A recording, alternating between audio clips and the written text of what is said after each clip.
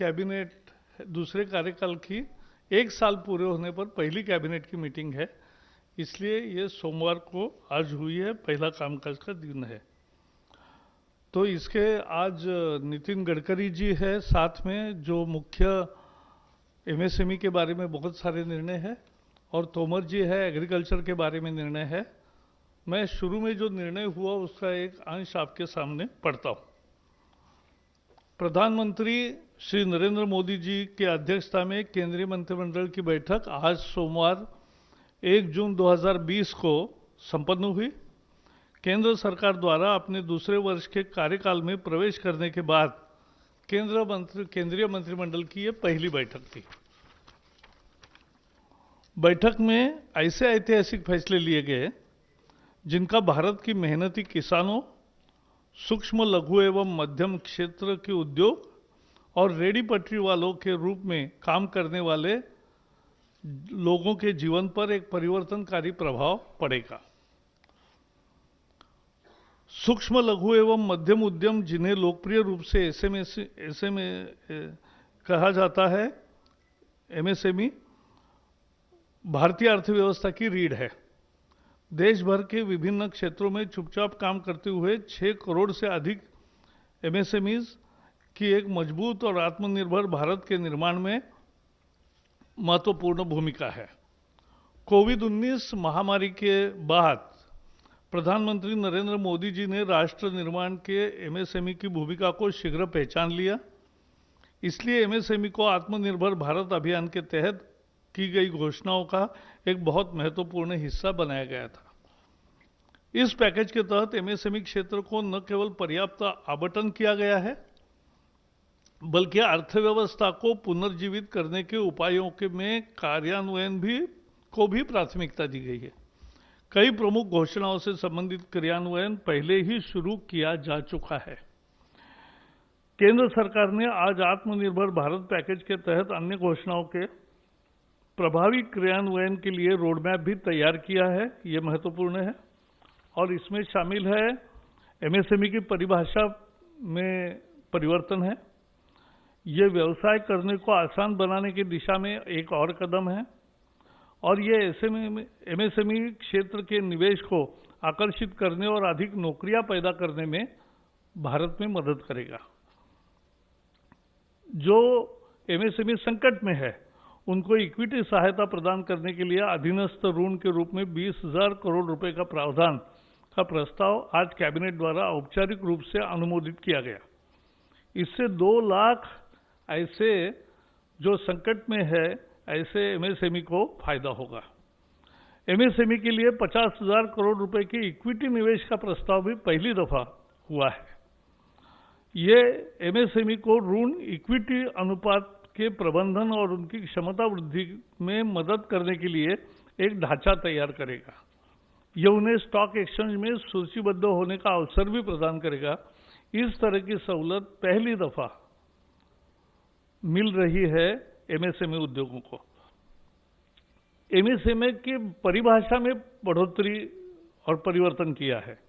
भारत सरकार ने आज एमएसएमई की परिभाषा को और संशोधित किया, क्योंकि जब पैकेज घोषित किया था तो एक संशोधन दिया था, लेकिन आज इकाई की परिभाषा बढ़ाकर 1 करोड़ रुपए के निवेश और 5 करोड़ रुपए का कारोबार कर दिया गया।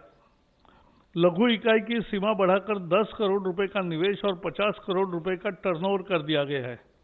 इसी प्रकार मध्यम इकाई का निवेश सीमा बढ़ाकर 20 करोड़ रुपए तथा 100 करोड़ की जगह 250 करोड़ रुपए का कारोबार कर दिया गया है। गौरतलब है कि 2006 में एमएसएमई डेवलपमेंट एक्ट के अस्तित्व में आने के 14 साल बाद यह संशोधन हुआ है। पैकेज की 13 मई 2020 को घोषणा के बाद अनेक प्रतिनिधियों से मिले और घोषित संशोधन अब भी बाजार और मूल्य निर्धारण की स्थिति के अनुरूप नहीं है, इसे ऊपर की तरफ और संशोधित किया जाना चाहिए, इस तरह का फीडबैक आया। इन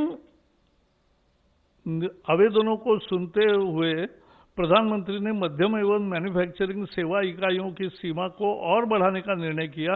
अब यह 50 करोड़ रुपए का निवेश और 250 करोड़ रुपए का कारोबार की सीमा होगी। यह भी निर्णय लिया गया है कि निर्यात के संबंध में कारोबार को एमएसएमई के इकाइयों की किसी भी श्रेणी के लिए टर्नओवर की गणना में नहीं गिना जाएगा, चाहे वो सूक्ष्म हो, लघु हो या मध्यम हो। शहरी और आवास मंत्रालय ने विशेष सूक्ष्म ऋण योजना शुरू की है। इसके जरिए रेडी पटरी वाले, ठेले वाले, छोटा दुकान जो बिठाते हैं, सड़क पर माल बेचते हैं, उनकी क्षमता और उनका काम चले इसके लिए ज़्यादा ऋण उपलब्ध कराने के फैसला किया है।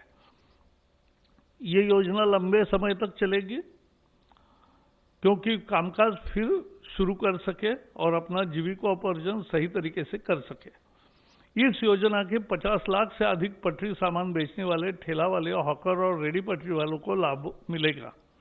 इनके द्वारा क्या क्या बेचा जाता है मालूम है आपको? सब्जी है, फल है, तैयार खाद्य पदार्थ है, चाय, पकोड़ा, ब्रेड, अंडा, कपड़ा, चप्पल, किताब, स्टेशनरी की आपूर्ति, बहुत सारे वस्तुएं यहाँ बेची जाती है, हम खरीदते हैं।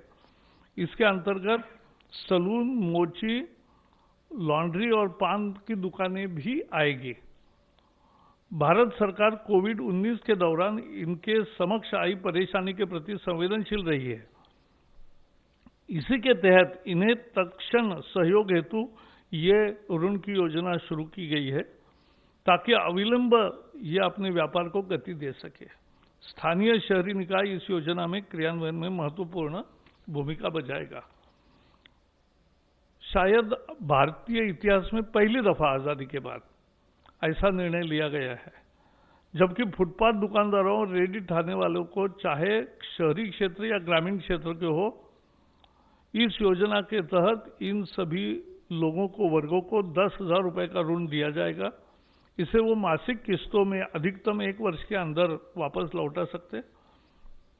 समय पर भुगतान करने को वालों को 7% वार्षिक ब्याज सब्सिडी के रूप में लाभार्थी के बैंक खाते में जमा कर दी जाएगा। इसमें किसी तरह का दंड का प्राविधान नहीं है।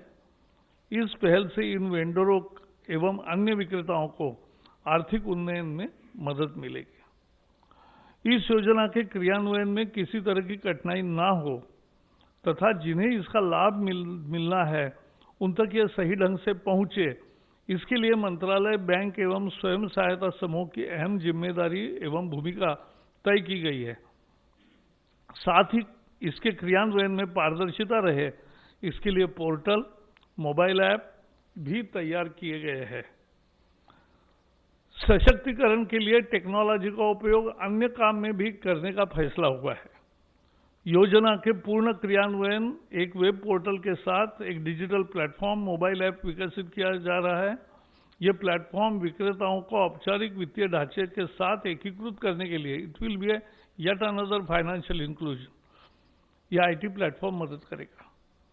डिजिटल ट्रांजैक्शन को इससे बल मिलेगा, प्रोत्साहन मिलेगा और क्षमताओं के विकास के लिए भी ये राज्य सरकार एवं अन्य एजेंसियों के सहयोग से शहरी विकास मंत्रालय एक क्षमता विकास एवं वित्तीय साक्षरता का कार्यक्रम भी शुरू करेगा, जो महत्वपूर्ण है। सरकार ने किसानों के लिए आज बड़े फैसले किए, जो पहले पैकेज के समय नहीं बताया था, लेकिन आज पहले नया फैसला है और बहुत महत्वपूर्ण है कि न्यूनतम समर्थन मूल्य उसकी कुल लागत का 1.5 गुना ज्यादा रखने का अपना वादा सरकार पूरा कर रही है।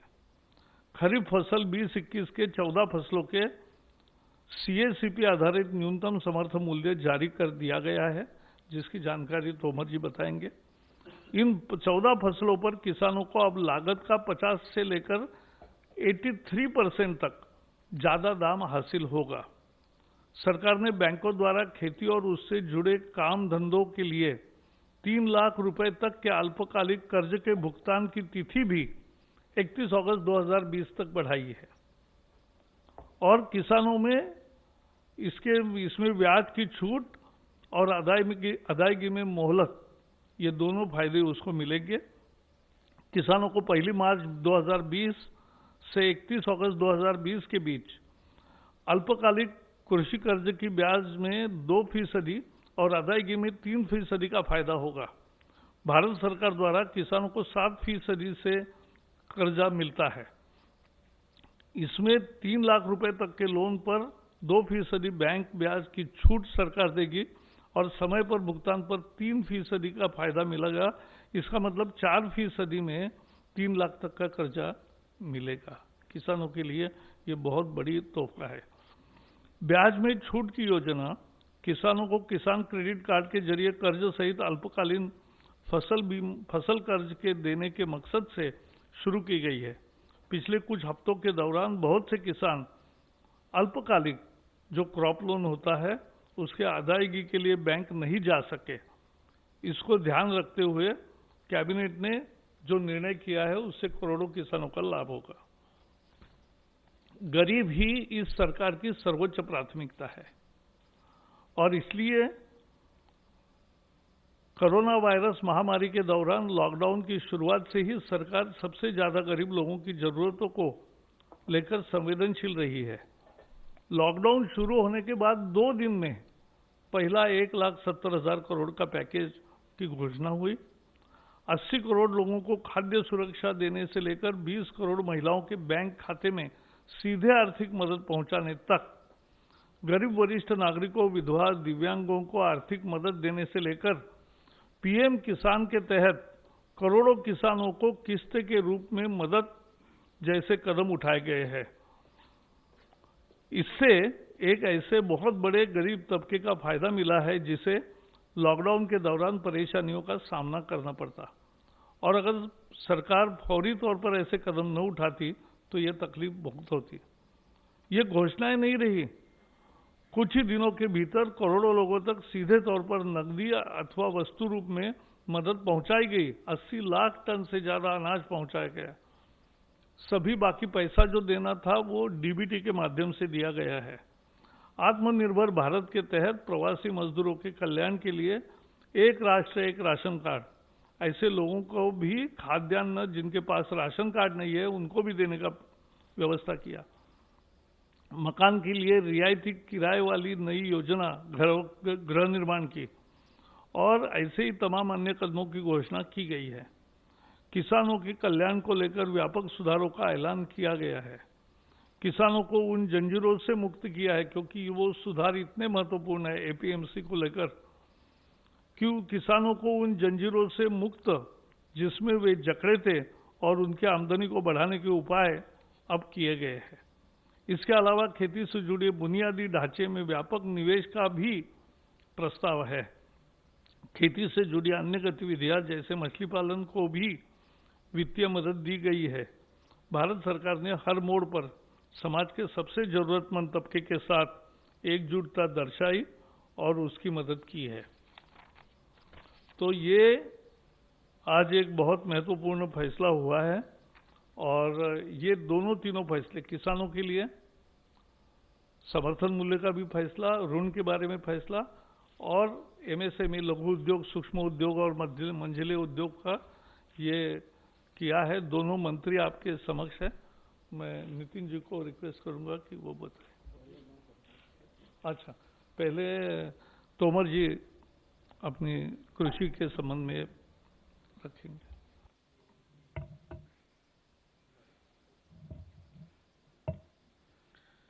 माननीय नितिन गडकरी जी, माननीय प्रकाश जावड़ेकर जी और उपस्थित मित्रों,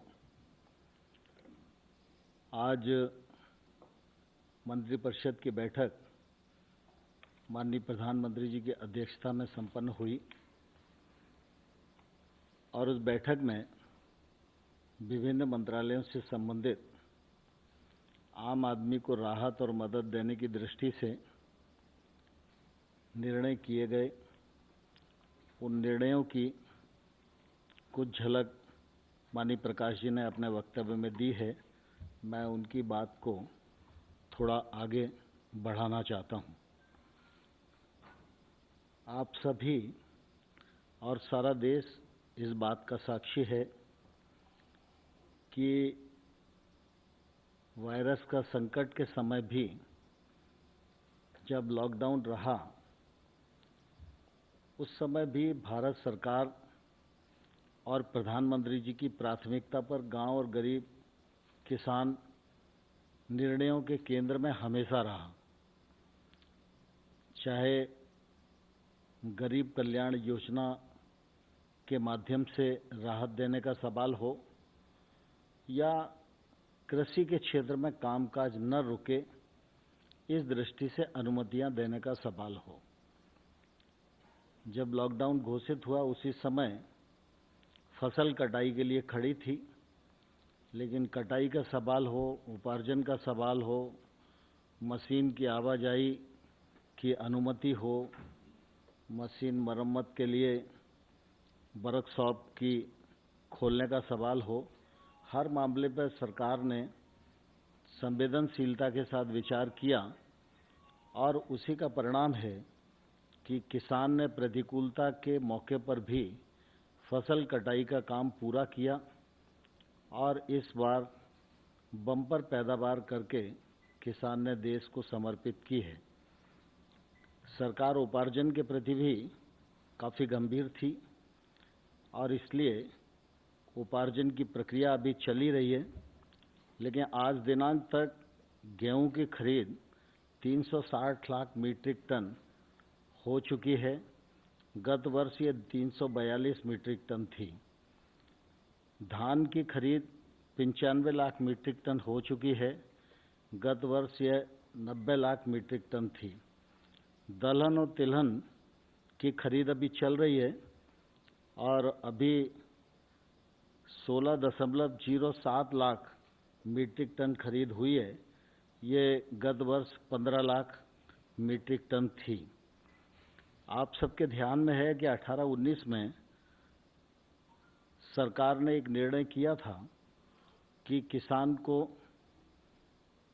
उसके उत्पादन में लागत का कम से कम 50% मुनाफा मिलना चाहिए।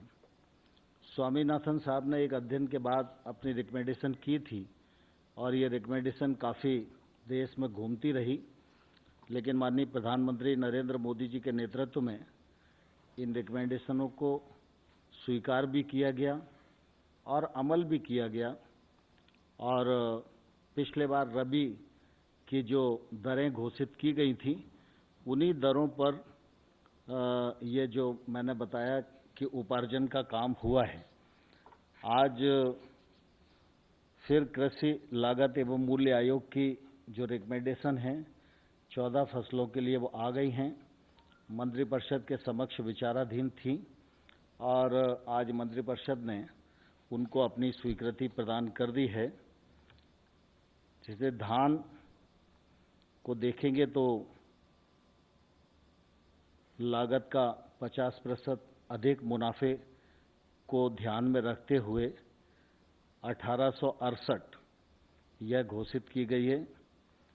इसी प्रकार से ज्वार हाइब्रिड को देखेंगे तो ये इसमें भी 50% मुनाफा हो, इस दृष्टि से 2620 घोषित की गई है।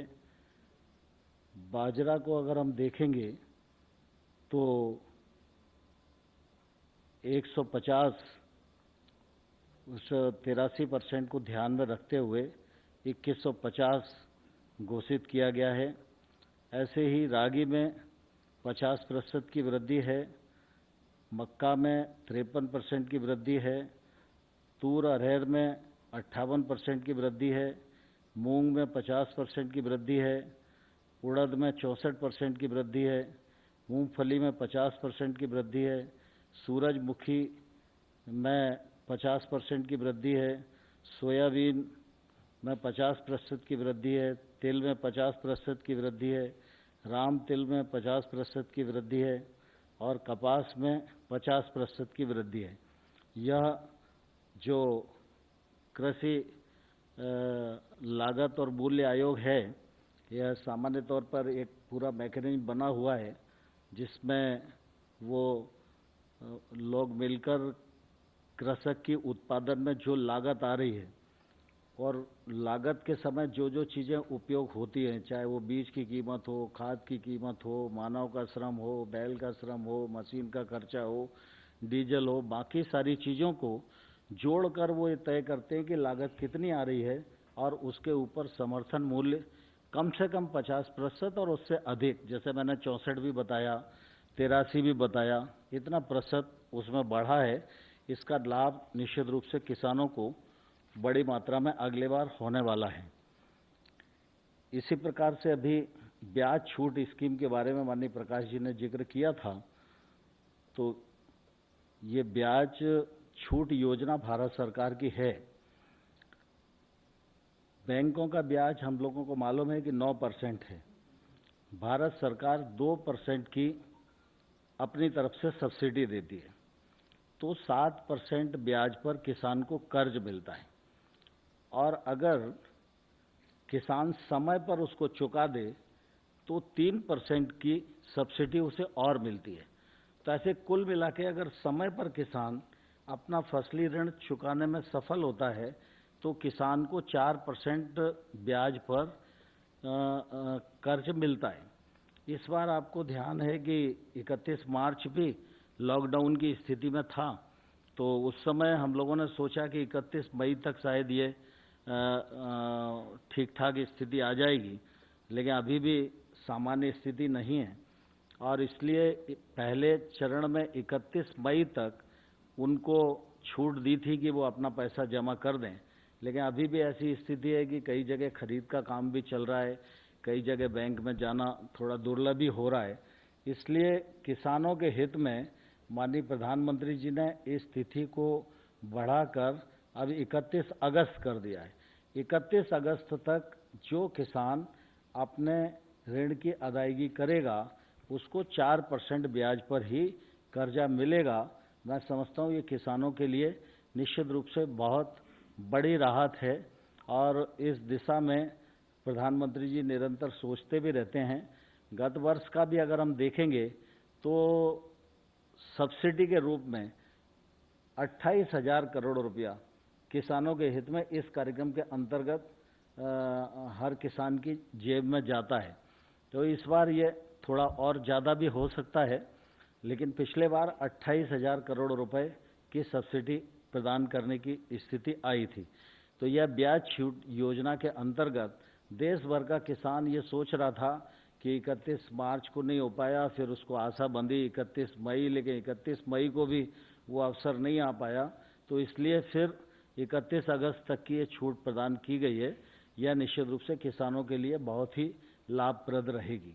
मुख्य रूप से मुझे इतना ही कहना है, बाकी नितिन जी आए हैं अपने सूक्ष्म उद्योगों के बारे में जो बड़े निर्णय हुए हैं उसकी जानकारी। हमारे देश के जीडीपी में 29% कंट्रीब्यूशन एमएसएमई का है। हमारे देश का जो एक्सपोर्ट होता है वो 48% एक्सपोर्ट हमारे स्मॉल, मीडियम और माइक्रो इंडस्ट्रीज के द्वारा होता है। हमारे देश में अभी तक 6 करोड़ एमएसएमई है और इसके आधार पर आज मोटे तौर पर जो आंकड़ेवारी उपलब्ध है उससे 11 करोड़ से ज़्यादा जॉब्स एमएसएमई ने दी है। इस एमएसएमई की कोई मूलभूत समस्या भी थी और आज प्रधानमंत्री जी की अध्यक्षता में काफ़ी अच्छे और बड़े निर्णय आज हुए हैं और निश्चित रूप से ये निर्णय देश के औद्योगिक विकास में बहुत ऐतिहासिक बदल करेंगे। आपको पता होगा कि 2006 में एक एक्ट पास करके एमएसएमई की व्याख्या की गई थी और वो व्याख्या जो थी वो उसके बाद घोषणा और उसमें आज का बदल, 3 बातों की जानकारी मैं आपको दे रहा हूं। एग्जिस्टिंग यानी सबसे पहले पुराना जो बात थी उसमें मैन्युफैक्चरिंग सेक्टर और सर्विस सेक्टर दोनों अलग किए गए थे और उसमें माइक्रो सेक्टर में इन्वेस्टमेंट यानी टर्म लोन जो होता है जिसमें इक्विपमेंट एंड फिक्स मशीनरी जो होती है, प्लांट एंड मशीनरी इक्विपमेंट, उसकी कॉस्ट वो माइक्रो में 25 लाख थी और टर्नओवर जो था वो 10 लाख का था। अब माइक्रो में जो अनाउंसमेंट हुई थी उसमें इन्वेस्टमेंट 1 करोड़ की हुई और टर्नओवर 5 करोड़ का हुआ, 10 लाख का एकदम 5 करोड़ हो गया। बाद में आज जो मीटिंग हुई उसमें यही कायम रखा हुआ है। फिर दूसरा सेक्टर था स्मॉल सेक्टर। हाँ, एक नई बात हुई है कि इसमें जो मैन्युफैक्चरिंग एंड सर्विस सेक्टर है उसको दोनों को एक कर दिया है, ये अब अलग अलग नहीं रहे। स्मॉल में इन्वेस्टमेंट 5 करोड़ की थी, वो 10 करोड़ की हुई है, और जो टर्नओवर 2 करोड़ का था वो अब 50 करोड़ का हुआ है, यानी 25 गुना बढ़ा है। जो मीडियम इंडस्ट्रीज थी उसके लिए पहले इन्वेस्टमेंट 10 करोड़ थी और टर्नओवर 5 करोड़ का था। जो घोषणा हुई 13 मई को, जो पैकेज हुआ था, उसमें इन्वेस्टमेंट हुई थी 20 करोड़ की और टर्नओवर हुआ था 100 करोड़ का। आज प्रधानमंत्री जी की अध्यक्षता में बहुत ही ऐतिहासिक फैसला हुआ, क्योंकि हमने अलग अलग एसोसिएशन से जब इंटरेक्शन किया और अलग अलग प्रकार के एसोसिएशन से इंटरेक्शन करने के बाद सबने हमें ये कहा कि ये जो टर्न लिमिट है ये बढ़ानी चाहिए, और जो एक्सपोर्ट करते हैं हम लोग वो टर्नओवर इससे निकाल देना चाहिए। तो आज हमने उनकी बात भारत सरकार ने स्वीकार की और प्रधानमंत्री जी की अध्यक्षता में ये मीटिंग में निर्णय हुआ कि अब जो प्लांट एंड मशीनरी में इन्वेस्टमेंट होगी, इक्विपमेंट में, वो इन्वेस्टमेंट 50 करोड़ तक रहेगी। जो 20 करोड़ की घोषणा थी वो 50 करोड़ हो गई, और जो टर्नओवर था, जो 100 करोड़ हुआ था, वो 250 करोड़ रुपए हो गया। तो इसके कारण एमएसएमई को काफी बड़ी राहत मिल जाएगी। ये बहुत बड़े प्रमाण पर इसका फायदा हमारे इंडस्ट्री को होगा। पर यह करते समय इसके साथ और एक फैसला लिया गया कि चाहे माइक्रो हो, चाहे स्मॉल हो, चाहे मीडियम हो, वो जितना एक्सपोर्ट करेंगे वो एक्सपोर्ट का टर्नओवर इसमें नहीं पकड़ा जाएगा। तो एक्सपोर्ट का टर्नओवर इससे बाहर हो गया और ये लिमिट बढ़ गई है, और इसके कारण बहुत बड़ा फायदा इस सेक्टर में होगा। ये जो डिमांड थी ये पूरी हुई है, और इससे निश्चित रूप से हमारे एक्सपोर्ट के लिए भी और एमएसएमई के करके जो एडवांटेज है वो सभी प्रायोरिटी के रूप में हमारे इंडस्ट्री को मिलेंगे, और इससे नए रोजगार भी निर्माण होगा, एक्सपोर्ट भी बढ़ेगा, और हमारे जीडीपी ग्रोथ रेट में इनका सहभाग भी अच्छा होगा। दूसरे दो महत्वपूर्ण निर्णय जिसके बारे में आज फिर से डिटेल में उसका भी प्रस्ताव कैबिनेट ने मंजूर किया। रिजर्व बैंक ने एक यूके सिन्हा कमेटी अपॉइंट की थी, उन्होंने 2 रिकमेंडेशंस उनके भी उस समय थे। आज उसके ऊपर आज हमारे मीटिंग में फाइनल उसका निर्णय हुआ है। 2 थे, एक डिस्ट्रेस एसेट फंड और दूसरा creation of fund for MSME. ये डिस्ट्रेस एसेट फंड जो है, आपको पता है कि एमएसएमई इस समय कठिन परिस्थिति से गुजर रही है, और आपको ये याद होगा कि मैंने मार्च में पार्लियामेंट में शायद 12 या 13 मार्च के दरमियान एक जवाब दिया था। तब हमारे बैंकिंग सेक्टर ने 6 लाख एमएसएमई को रिस्ट्रक्चर किया था, और ये मुदत 31 मार्च में थी।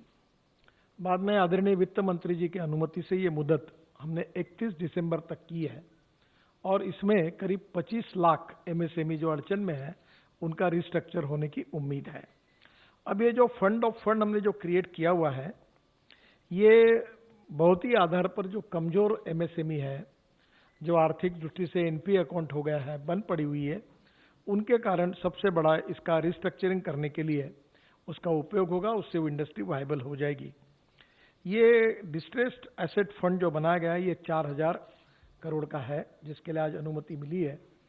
अब ये 4000 करोड़ में आपको पता होगा कि एमएसएमई की कोई भी स्कीम जो बैंक लोन देती है, तो पहले भारत सरकार, हमारा विभाग, अगर 1 लाख करोड़ का अगर लोन देती है तो उससे 1.5% यानी 1500 करोड़ हम लोग CGTMSE करके एक इंश्योरेंस ट्रस्ट है, हम उसमें पैसे भरते हैं और वो 75% लोन की गारंटी लेता है। तो ये जो 4000 करोड़ रुपए है, ये जो फंड मंजूर हुआ है, इसको वैसे 10 गुना होना चाहिए, पर ये स्ट्रेस एसेट है, एनपीए में आए हैं, रिस्क है थोड़ी, तो 5 गुना करके ये होगा 20,000 करोड़ का। और ये 20,000 करोड़ का फंड है। इसमें सबसे इंपॉर्टेंट चीज यही है कि जिस एमएसएमई की ऋण जो है, इसको उनको हर जो अड़चन में आई है, प्रेजेंटली जो हमारे एनपीए के नॉर्म्स है, इसमें रिस्ट्रक्चरिंग हो नहीं सकता क्योंकि पॉलिसी में ये बैठते नहीं। तो उस यूनिट को प्रोप्राइटर के गारंटी पर हम मैक्सिमम 75 लाख और कुल निवेश के यानी जितना उसने लिया उससे 15%, जो ज़्यादा होगा उतने पैसे उसको देंगे और ये पैसे भारत सरकार की ओर से इस फंड से जाएंगे। ये ऐड होने के बाद जो एनपीए के नाउंस में जो अकाउंट नहीं बैठ रहा था उसका रिस्ट्रक्चर हो जाएगा और बंद हुई एमएसएमई चालू हो जाएगी। तो करीब इसका 2 लाख एमएसएमई यूनिट को फिर से शुरू करने में जो वो विशेष रूप से डिस्ट्रेस में है उनको इसका फायदा होगा और ये फंड की आज मंजूरी आज कैबिनेट ने दी है और ये 20,000 करोड़ ये फंड का उपयोग होगा। दूसरा इम्पोर्टेंट निर्णय ऐसा हुआ है कि विशेष रूप से आपको पता है कि हमारे बड़े इंडस्ट्री जो होती है, जो आप 3 बातों में वर्ल्ड में इकोनॉमी में चर्चा होती है, इंश्योरेंस इकोनॉमी, पेंशन इकोनॉमी और शेयर इकोनॉमी। और ये जो बड़े इंडस्ट्री है इनके शेयर स्टॉक एक्सचेंज में लोग लेते हैं, खरीदते हैं, ये आपको पता है। एमएसएमई को ये सहूलियत नहीं थी, तो अभी हमने एक 10,000 करोड़ का शुरुआती योगदान दिया है और इस फंड को बाकी के फंड ऐड करके ये 50,000 करोड़ का फंड बनेगा। और जो एमएसएमई एक्सपोर्ट करती है, जिनका टर्नओवर अच्छा है, जीएसटी रिकॉर्ड अच्छा है, आपको याद होगा कि बीच में नेशनल स्टॉक एक्सचेंज मुंबई में मैंने 20 एमएसएमई को कैपिटल मार्केट के लिए उसका लॉन्चिंग किया था। तो अब कुछ एमएसएमई हजार करोड़ का एक्सपोर्ट करती है, उन्हें बैंक के ऊपर डिपेंड होने की कोई आवश्यकता नहीं है। तो हम उनको पहले ही उनके फंड के लिए हम उसमें हमारी इक्विटी खरीदी करेंगे। वो मैक्सिमम 15% है, जो भी है उसकी फंड उसमें हम खरीद सकते हैं और ये इक्विटी के कारण उनको स्ट्रेंथ मिलेगी।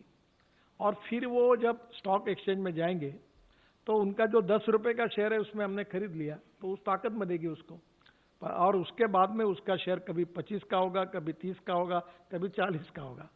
और शेयर मार्केट आपको पता है, तो जैसे वो शेयर अगर 30-40 का होगा तो हम अपने शेयर बेच देंगे और फिर हम वापस आ जाएंगे और दूसरे को पैसे देंगे।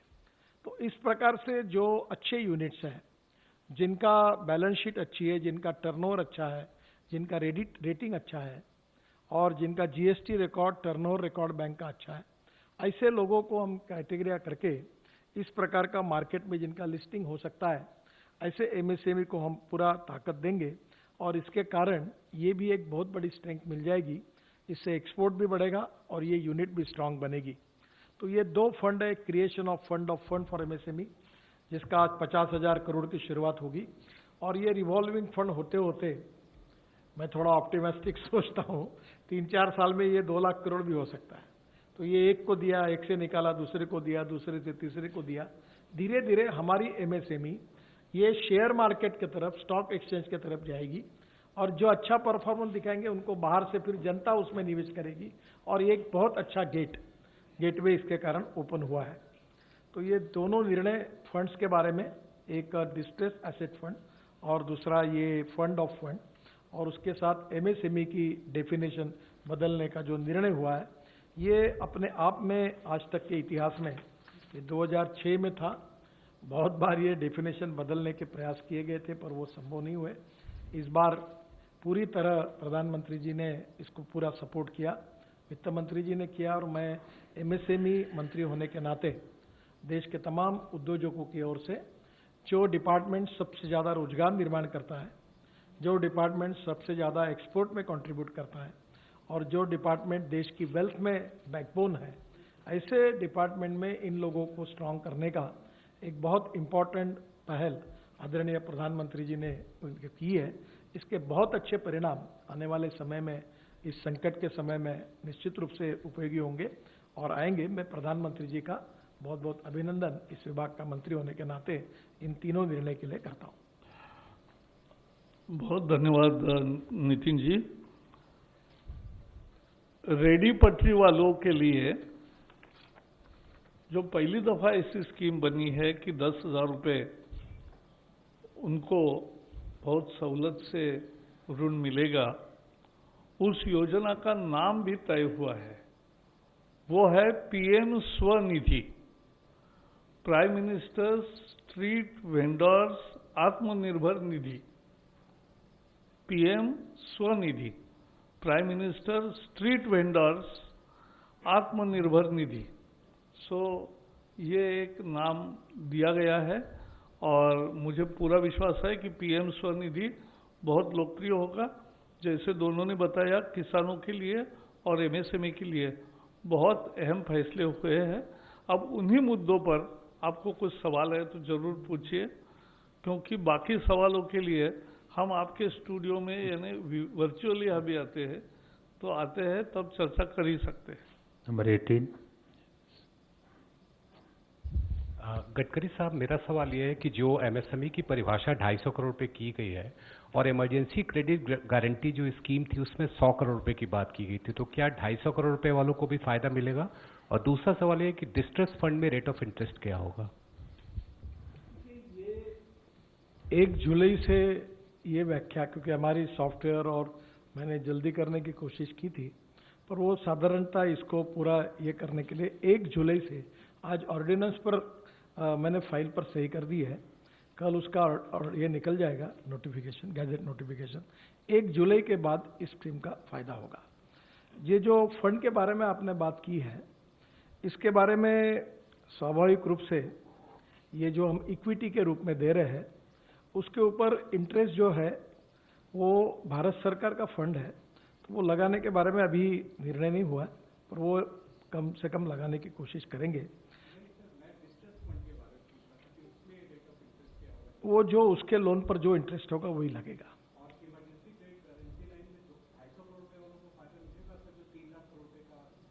देखिए, वो जो 3 लाख करोड़ जो फंड हमने दिया है, वो जिनका 100 करोड़ तक टर्नओवर है और जिनको 25 करोड़ के टर्म लोन है, उन्हीं को 3 लाख करोड़ का फायदा होगा। ये 250 करोड़ और ये विदाउट कोलैटरल, ये आपको 20% लोन मिलेगा और उस पर जो उसके अकाउंट पर इंटरेस्ट होगा वही मिलेगा। 20% एडिशनल लोन मिलेगा। मतलब स्पष्ट है कि 250 करोड़ वाले इसमें नहीं आएंगे?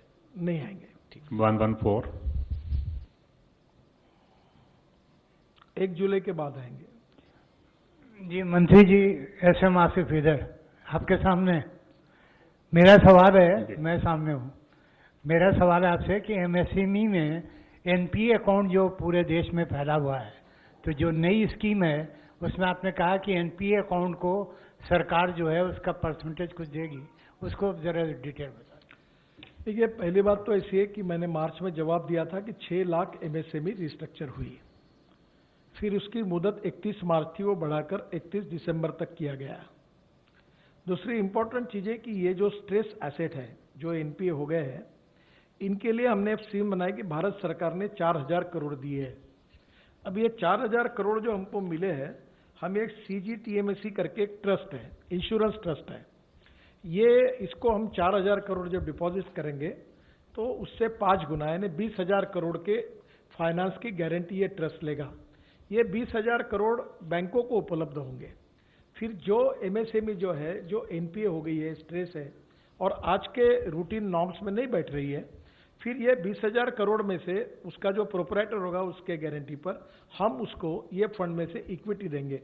जैसे इक्विटी देंगे तो उसकी बैलेंस शीट बदल जाएगी और बैलेंस शीट बदल जाएगी तो जो एनपीए नॉर्म्स के कारण जो नहीं हो सकता वो काम हो जाएगा। तो उसके बाद 2 लाख एमएसएमई जो आज के कानून में रिस्ट्रक्चर नहीं हो सकती, वो 20,000 करोड़ का फंड यूज करने के कारण वो रिस्ट्रक्चर हो जाएगी और वो जो बंद पड़ी हुई एमएसएमई है, अड़चन में है, एकदम आखिरी इसमें, उन लोगों को एक प्रकार से ऑक्सीजन मिलकर वो फिर से बाहर आएगी। ये उसका 13। ऋतुपर्णा सीएनबीसी से।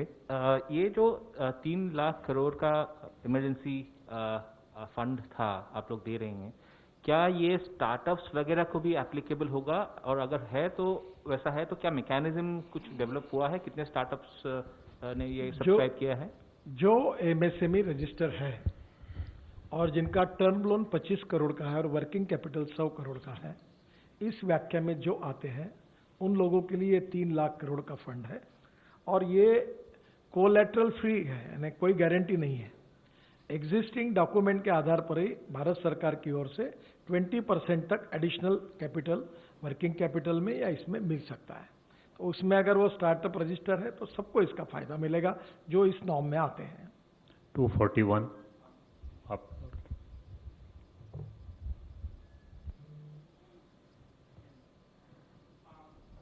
तो सर, जैसा कि आपने कहा कि किसानों को जो सुविधा दी गई थी वो पहले 31 मई तक दी गई थी, अब उसे 31 अगस्त तक कर दिया गया था। तो क्या हम ऐसा मान के चले कि जो सरकार सोच रही थी कि पहले मई तक या जून तक कोरोना पर नियंत्रण कर लिया जाएगा, अब उस डेट को 31 अगस्त तक कर दिया गया है? कोई लिंक नहीं है, इसका कोई लिंक नहीं है। आई थिंक ये कोई सवाल दरअसल तो क्या है नहीं कि है। कोई भी 104 सरकार में बैठा हुआ कोई भी व्यक्ति भविष्य वक्ता नहीं है। जी। संकट की जब परिस्थिति रहती है तो स्वाभाविक रूप से ये कोशिश की जाती है कि इस घड़ी में असुविधा तो होगी ही, लेकिन असुविधा कम से कम हो, और असुविधा को सुविधा में बदलना अगर सरकार के निर्णय के माध्यम से हो सकता है तो सरकार उस दिशा में निर्णय लेती है। पहले लगता था कि 31 मई तक आवाजाही शुरू हो जाएगी, किसान जमा कर देगा, लेकिन जब सब तरफ से फीडबैक आया कि अभी जमा करने में कठिनाई है और सरकार किसानों के प्रति प्रतिबद्ध है, उनके हितों के प्रति प्रतिबद्ध है, इसलिए 31 मई को बढ़ाकर 31 अगस्त किया। इसको इधर उधर जाके देखना मुझे लगता है उचित नहीं है। 104। सर, मैं लक्ष्मण, CNBC आवाज़ से। मेरा सवाल ये है, किसानों के लिए आपने जो ऐलान किया है कर्ज पे ब्याज सस्ता करने का, तो जो किसान समय पे कर चुकाते हैं उनको अतिरिक्त ब्याज में छूट देंगे। तो अब तक के रिकॉर्ड क्या कहता है, कितने किसान अतिरिक्त ब्याज में छूट के हकदार होंगे जो समय पर कर चुकाते हैं? और इससे जुड़ा दूसरा सवाल है कि आत्मनिर्भर पैकेज के दौरान सरकार ने APMC एक्ट की जगह नया कानून लाने का भी ऐलान किया था, वो कब तक हम इसको देख सकते हैं जमीन पे? कि ब्याज पर जो छूट की बात कही है, यह योजना पहले से जारी है और मैंने गत वर्ष का भी आंकड़ा आपके समक्ष रखा कि गत वर्ष ब्याज सब्सिडी के रूप में 28,000 करोड़ रुपए व्यय करने की स्थिति है। अगले बार जब ये परिस्थिति आएगी तो यह आंकड़ा और बढ़ सकता है। सामान्यतः अगर हम देखेंगे तो KCC के माध्यम से अभी किसानों के पास 4 लाख करोड़ रुपए का अल्पकालिक ऋण है, और सरकार ने अभी जब पैकेज की घोषणा की थी और उससे पहले भी प्रधानमंत्री जी ने इस अभियान को चित्रकूट में घोषित किया था, तब यह कहा था कि हम KCC 100% किसानों को देंगे, और अभी लगभग 6 करोड़ 65 लाख से अधिक किसान हैं जिनको इस स्कीम के अंतर्गत कवर किया गया है। 2.5-3 करोड़ किसान अभी ऐसे हैं जिनको इस स्कीम के अंतर्गत और कवर किया जाना है। पिछले दिनों जब फरवरी में इस अभियान की घोषणा की थी तो प्रधानमंत्री जी ने उस समय 15 दिन काम चला था, उसमें लगभग 75 लाख किसानों ने अपना एप्लीकेशन जमा किया था, और उसमें लगभग 41 लाख किसानों की स्वीकृतियां भी बैंक ने कर दी थी, और 22 लाख किसानों को ये पैसा दे भी दिया था। लेकिन उसके बाद ये लॉकडाउन हो गया तो बीच में गतिविधि थम गई है, लेकिन अभी पैकेज में भी इसकी घोषणा की गई है। हम अभियान चला के कोशिश करेंगे कि जल्द ही ये 2.5-3 करोड़ जो किसान बचे हुए हैं इनको KCC के कवर के अंतर्गत लाया जाए, और ये सब आ जाएंगे तो लगभग 2 लाख करोड़ रुपया और नीचे किसानों के पास पहुंचेगा। और वैसे भी अगर इस स्कीम के अंतर्गत देखें और विभिन्न स्कीमों के अंतर्गत जो किसान ऋण लेते हैं, कुछ KCC के माध्यम से लेते हैं, कुछ सीधा भी बैंकों से अन्य स्कीम के माध्यम से और अपने प्रयोजनार्थक लेते हैं, तो ऐसा लगभग 9 करोड़ किसानों के पास 8 लाख करोड़ रुपया अभी बैंक के द्वारा दिया गया है, और इस स्थिति को और आगे आने वाले कल में सरकार बढ़ाने वाली है।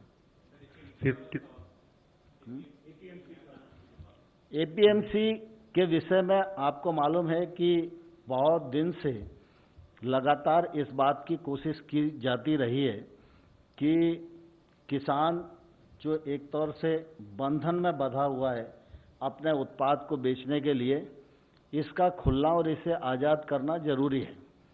आमतौर पर पहले भी सरकारों ने प्रयत्न किए, लेकिन सरकार उस दिशा में आगे कुछ कर नहीं पाई, और फिर नीति आयोग ने भी एक मॉडल एक्ट बनाया, उस एक्ट में भी राज्य सरकारों को भेजा गया, तो कुछ सरकारों ने उसको स्वीकार किया, किसी ने आंशिक रूप से स्वीकार किया।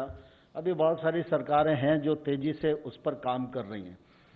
51। और पिछले दिनों आपने देखा कि जब लॉकडाउन की स्थिति हुई और उस समय ऐसा लग रहा था कि सोशल डिस्टेंसिंग, अगर मंडियां चालू होंगी उपार्जन के लिए, थोड़ा ये मामला टूटेगा, तो केंद्र सरकार के कृषि मंत्रालय ने और गृह मंत्रालय ने एडवाइजरी जारी की थी सभी राज्यों को कि 3 महीने के लिए एपीएमसी एक्ट से हमें छूट देना चाहिए, जिससे कि किसान कोई भी कहीं भी अपना खरीद सके, बेच सके, तो सामाजिक दूरी भी बनी रहेगी और किसी प्रकार के खतरे का सामना भी नहीं करना पड़ेगा।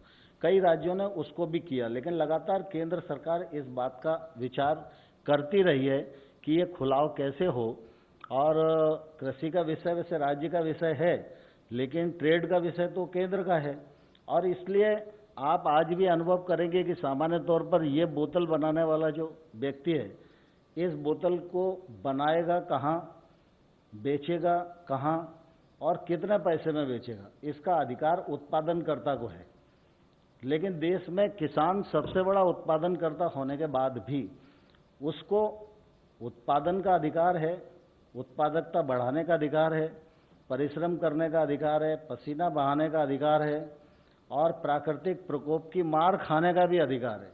लेकिन वो अपना उत्पाद कहाँ बेचेगा और कितने दाम पर बेचेगा, इसका अधिकार किसान को नहीं था। और इसलिए सरकार ने ये निर्णय किया कि हम ये अधिकार किसान को उपलब्ध कराएं। इसके लिए सेंट्रल एक्ट आने वाला है और उसकी कार्यवाही चल रही है। कुछ ही दिन में ये मूर्त रूप लेगा तो ध्यान में आएगा कि ये किसानों की दृष्टि से बहुत ही क्रांतिकारी निर्णय हुआ है। I think it has been clarified, Prabhu.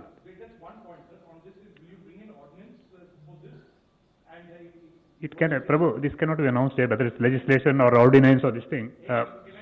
देखिए, दरअसल क्या है कि जब तक कोई भी विषय विभाग से मंत्रिपरिषद में न पहुंचे और मंत्रिपरिषद उस पर निर्णय न ले, तब तक कोई भी चीज एडवांस में व्यक्त करना तो ये उचित भी नहीं है।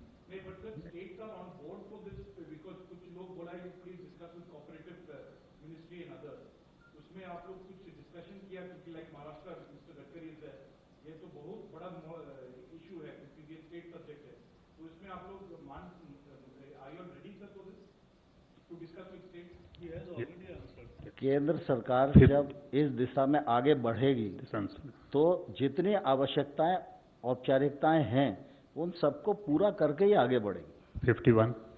Sir, Anand Patel from India today. Chinese इंकर्जन्स जो हुई हैं लद्दाख में, उसके बाद देश में नाराजगी है। I think we have restricted to cabinet decisions. This is an important issue. The calls have been given to boycott Chinese. All your other important issues, there may be very important issues, लेकिन उसका उत्तर आप हमें अलग से interview करिए, हम देंगे। Last question 14. 14.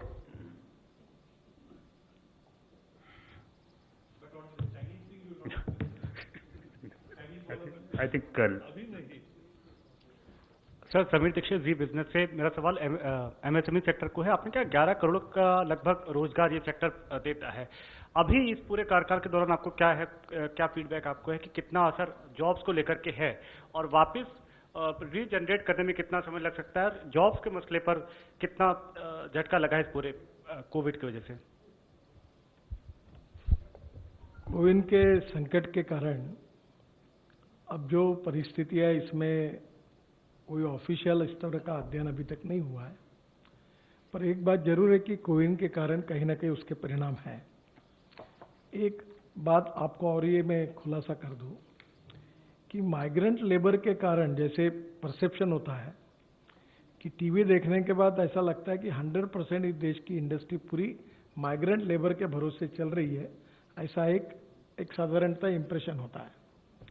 वस्तुस्थिति ये है कि ऑन एन एवरेज 10 से 20% लोग कहीं ऐसे बाहर से आकर भी काम करते हैं। ये मैक्सिमम अप टू 20% है। दूसरा, इस 20% में से सभी 20% निकल गए अपने राज्यों में, ये भी स्थिति सच नहीं है। इसमें से कुछ प्रमाण के लोग गए हैं, कुछ रेलवे में। अभी जो जानकारी मुझे मिली कि रेलवे जाने का तय हुआ पर लोग नहीं मिले, क्योंकि लोग नहीं गए। ये लोग अपने डिस्ट्रिक्ट से, अपने ज़िले से, अपने गांव से ये इस स्टेट में आए, वो रोजगार के लिए आए, मजबूरन आए, उनको रोजगार नहीं था इसलिए आए। अब ये इंडस्ट्री काफ़ी प्रमाण में शुरू होने की प्रक्रिया हो गई, कहीं 50%, कहीं 40% ऐसे लोग आना शुरू हुआ। और उसमें से जो कोरोना के लिए गाइडिंग प्रिंसिपल है कि मास्क लगाना चाहिए, सोशल डिस्टेंस 1 मीटर से मेंटेन करना चाहिए, फिर अपने हाथ सैनिटाइजर से धोना चाहिए, और कुछ जगह पर बड़े बड़े इंडस्ट्रीज़ में, जिसके नाम भी मेरे पास हैं, उन्होंने अपने इंडस्ट्रियल एरिया में रहने की और भोजन की भी व्यवस्था मजदूरों की है। और अभी मैं एक 8 दिन पहले रिसाइकलिंग इंडस्ट्री जो 5 लाख करोड़ का कारोबार करती है, उसने मुझे कहा कि वो लोग आना चाहते हैं। तो मैंने उनको सुझाया कि जहाँ गए हैं वहाँ के डिस्ट्रिक्ट कलेक्टर उसकी परमिशन और वहाँ की फॉर्मेलिटी पूरी करके, जहाँ आना चाहते हैं वहाँ का डिस्ट्रिक्ट कलेक्टर और उसकी फॉर्मेलिटी पूरी करके आप उनकी लाने की, अगर आते हैं तो लाने की व्यवस्था करिए और उसमें उसका उपयोग लीजिए। अब सरकार में, भारत सरकार ने, गृह विभाग ने, राज्य सरकार ने और उसके बाद वहाँ के डिस्ट्रिक्ट कलेक्टर, ऐसा लेकर सब प्रकार की बातों का क्लैरिफिकेशन दिया है और इंडस्ट्री अब शुरू भी हो रही है। मैं बहुत बार कहता हूँ कि now it is important for everybody to, कि भाई हम ये सीखें कि कोरोना वायरस के साथ हमारा art of living with corona virus. तो अब धीरे धीरे इंडस्ट्री में भी हमको वही उपाय करने पड़ेंगे। और मैं ये देख रहा हूँ कि पॉजिटिविटी के साथ और आत्मविश्वास निर्माण करने की आवश्यकता थी, वो कोशिश हम कर रहे हैं और बड़े प्रमाण पर लोग कुछ वापस आने की भी स्थिति में, रोजगार शुरू हो रहा है, इंडस्ट्री भी शुरू हो रही है और धीरे धीरे उन नियमों का पालन करके हम काफ़ी बातों को रेगुलराइज करेंगे तो निश्चित रूप से उसके अच्छे परिणाम मिलेंगे। धन्यवाद sir, thank you very much friends, thank you.